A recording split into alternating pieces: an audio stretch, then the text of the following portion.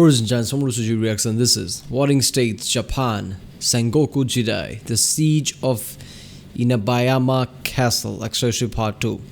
Alright, I'm having hard time pronouncing the names here, so already having hard time remembering them, but in the past, first part that I reacted to, in that I think the three clans, one was the Oda and other two's names I can remember, but Oda basically captured other clans' kid, and they said, I'm gonna kill him if you don't, break your alliance with the other clan. They basically just kill him. I guess it's just gonna strengthen our alliance or something. But then he break free of that, and then no, wait a minute, he didn't break free of that. Oda was about to get defeated, and they just gave the kid back as a peace treaty or something. That kid then became the leader of his clan, and then both clan attacked the Odas. But then Oda has some clever tactics on their part. They attacked 25,000 men with just 2,500 of their own with a clever tactic. So it was awesome. So basically the kid who was captured, who's now the leader of his clan or something, now agree alliance with Odas, and they're allied now, I guess. And now I guess more things gonna happen here. Oda is a part of the main part of this story. Is that it? I guess from here, I guess in the description it says Oda. It's gonna feature the Oda clan here. So I guess the Oda is the main feature of this series, I guess. In the past part, I thought that's not going to be the case, since they were shown as more of a antagonist or something. The people who basically capture the kid and everything. But yeah. Remember, people, if you like my reaction, don't forget to subscribe, check out the reaction. This is a link in the description. Check out the casual playlist, check out the end cards, and yeah, let's do this one.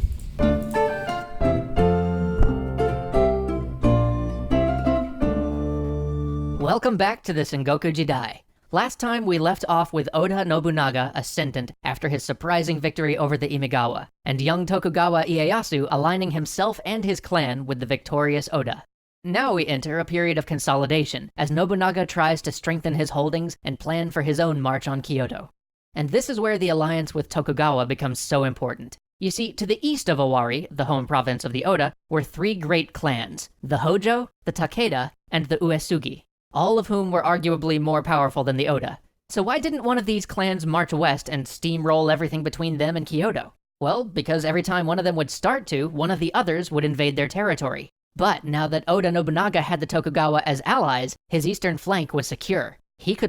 Yeah, but isn't that easier if you're really powerful? Isn't that easier if you attack your neighbor first, take them over, then attack that neighbor and make your tribe, clan, whatever, bigger and bigger, like how Mongols did it? I guess, isn't that more efficient?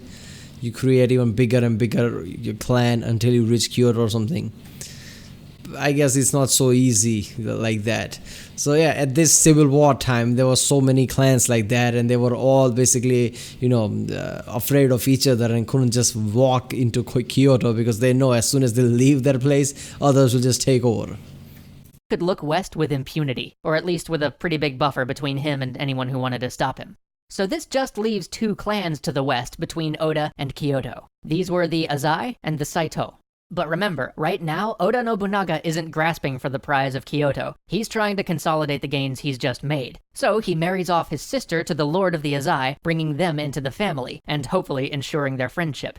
At the same time, he opens overtures with his father-in-law, the old daimyo of the Saito, Saito Dosan, a crafty ex-merchant who managed to raise himself up to ruling a whole province. Saito Dosan is on the verge of making a deal with the Oda when he's trapped and killed by his own son, Saito Yoshitatsu, who then rejects Oda Nobunaga's overtures of peace. Looks like it's back to war then. And now it's time to bring in our third major actor, Toyotomi Hideyoshi. Actually, wait, no. Before we go on, we gotta talk about names. Because, you see, at this point, Toyotomi Hideyoshi isn't actually being called Toyotomi Hideyoshi yet, and Tokugawa Ieyasu isn't called Tokugawa Ieyasu yet either. And basically everybody in this story changes their name like 13 times, because it seems... Oh, there you go. It's not already it's hard to remember the names. I guess even the name changes throughout the stories. To be a thing at the time to demand that everybody call you by increasingly cooler names the stronger you got, which, yeah, it's kind of awesome, but it also gets extremely confusing. So we're basically just going to ignore it and just call everybody by the names history remembers them as. The only really important one to remember is that Tokugawa Ieyasu was called Matsudaira Motoyasu, and like 6 other things before that, before he became Homie. Tokugawa Ieyasu. And that he was the leader of the Matsudaira clan from the... I don't understand that. Why change name as titles or something? Isn't that make it hard for people to remember you, right? I mean, okay, immediate local surroundings will probably remember you because you just change your name and everybody realize that. But far distances, if you become that famous, won't the people remember you by old name, and then you arrive there with your new name, people are like, who the fuck are you? Then, okay, no, I'm the same guy, but I changed my name. Isn't that an issue? Why change names like that? I mean, give yourself titles if that's the case. Why change name? last episode, which by the end of this episode he will rename to the Tokugawa. You see why I'm not bothering with all these name changes? Anyway, back to Toyotomi Hideyoshi. Here is a guy who really embodies the changing fortunes of the age. He began life as a peasant. When he was born, he wasn't even cool enough to get 2 names, but then he joined the Oda forces and became a sandal bearer. I kid you not, he was the guy whose job it was to carry Oda Nobunaga's shoes around. But apparently he was really good at it. So good that he got promoted to being one of the guys who oversaw repairing castles, and from there it was off to the races. In 1561, Oda Nobunaga invades the Saito lands. I guess it's not going to be as simple as that, right? He must have some form of a political mind. He must be really smart. I mean, he basically convinced the guy to make him, I guess, the head of castle repairs or whatever from the sandal bearer.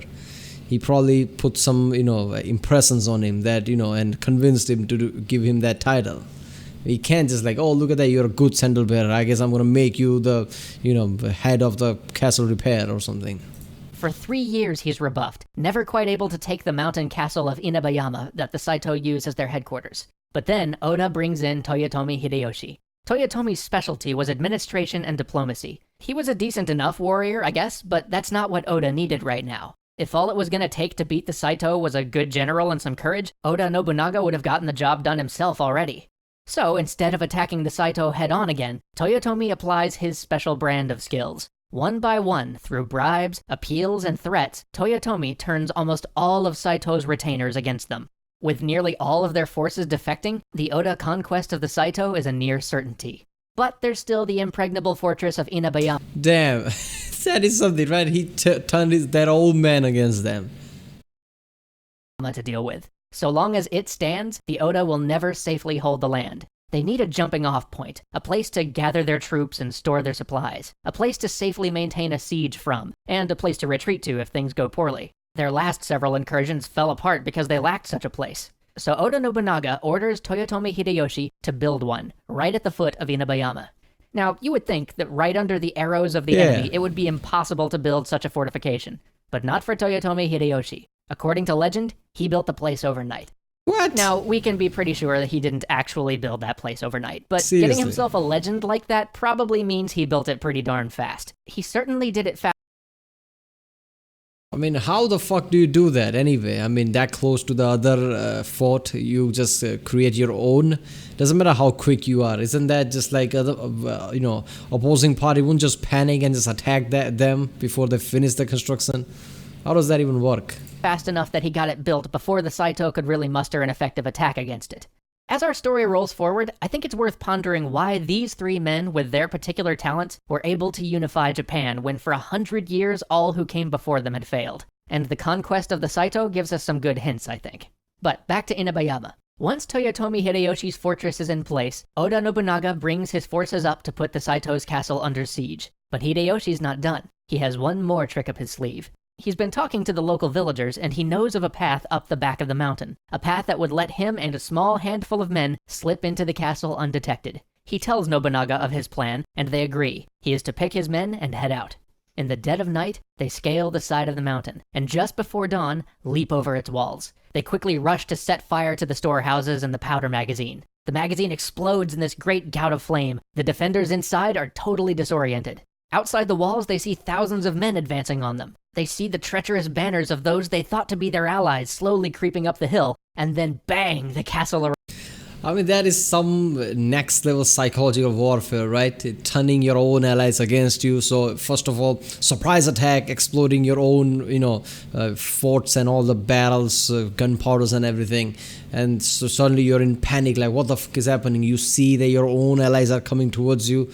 By then, anybody who has any kind of still strength left in them, any courage, kind of feels defeated at that point. So not much of war is gonna happen then. Either people are going to run away or I guess give up. That's some psychological warfare right there. Erupts. Some men throw down their weapons right on the spot. Others There you leave go. the castle walls and race to the courtyard, thinking a full-scale attack is going on. In the midst of this confusion, Toyotomi Hideyoshi and his small band of men seize the gate and throw open the doors. It's not long before the castle has fallen. This is the end of the Saito. When the campaign is done, Nobunaga makes Toyotomi a lord for his services and appoints him to rule over 3 prefectures of the former Saito's land. With the Saito out of the way, Oda Nobunaga plans at last to march to Kyoto. But how could he justify it? What legal reason did he have? If he simply marched in as a conqueror, it might unify other clans against him. It might even weaken the support of some of his... Okay, I didn't know that was the case. I didn't know you needed to justify because it was already chaos with the civil war, right? Clans were just attacking each other just because they can. I didn't know you needed an excuse to go to Kyoto and invade that, I guess. Apparently your allies would think, oh, look at that, he's evil. Because all the clans fighting each other and creating this kind of civil war is fine. But if, marching to Kyoto, that's an issue. retainers.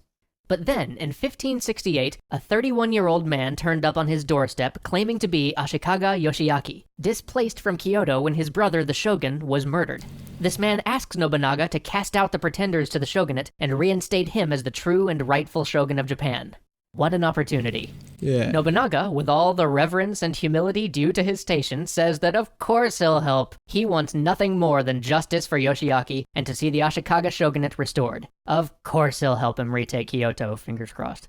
Then Nobunaga makes it known far and wide. He's marching to Kyoto to restore the shogun, and anybody who tries to stop him is acting against the rightful will of the shogun and... Okay, why do I feel like the guy who just, came to him, I guess... He's the one, Oda is the one who, hired somebody to say all that so he can justify it. Because this feels like more than just coincidence, right? When he needs an excuse, somebody comes up saying that, okay, there's a pretender in the shogunate and I'm the real heir to the shogunate or something, help me. It feels like way too much coincidence. I guess Oda is the one who orchestrated all this. and will be destroyed.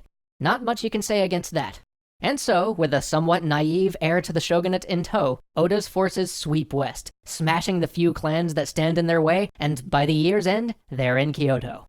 And there we will leave our story for today. Everything's great, Oda has Kyoto, the, quote, rightful shogun has been restored, Hideyoshi's managing the Saito lands, and Ieyasu's holding down the fort in the east. What could possibly go wrong? Tune in a couple weeks to see what goes wrong. I don't want to spoil it, but... warrior monks. Warrior monks. Damn. Man, so far this has been fun, man. I mean, there are some really smart plays that are going on. In the first part, how somebody from the Oda did that shit, defeated 25,000 with just 2,500s. And now in here, the new guy, I forgot his name already, basically created all this psychological warfare by turning the allies against them. Same from the Oda clan. Apparently Oda clan is really smart. Why not? So, he turned the opposing parties' allies against them and suddenly created a surprise attack, just like they did the last time with the 25,000. Surprise attack, confusion, seeing the allied forces against you. That's a heavy blow right there. And just immediately the clan is defeated. Yeah, now we're gonna have warrior monks or whatever he said. Okay, this has been an awesome series so far. Alright, people, if you like my reaction, like, subscribe, check out the reaction. There's a link in the description. Check out the cast with different playlists like history, always like production, internet historian, CGP Grey, and yeah, I'll see you next time.